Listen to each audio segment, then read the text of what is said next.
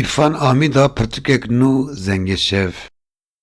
Pirtûkeke nû ya helbestana İrfan Amîda derket. Pirtûka bi navê Zenge şev ji weşanên lîst derket.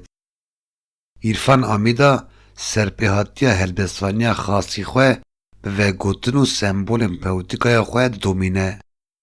Di her pêlika helbestên xwe yên nû de bi şêwazeke dîtir rihê peyvan dide ber çavên xwendevanan. Zenge şev bi helbestên xem û xemgîniyê kûr, pêlên ji dem û wextên derbasbûyî siya bavên dilkeser, dayîkên her dilovan û bendewarê azadiyê hecihecikin dûrê warên xwe. Çarînek ji Pirtûkê, şermeke kevnar e niha çîrok. Ev pêleke û ev pêleke, Kurdistan peyveke. Zenge şev İrfan Amîda, weşanên lîs, 64 rûpel, helbest 10,025.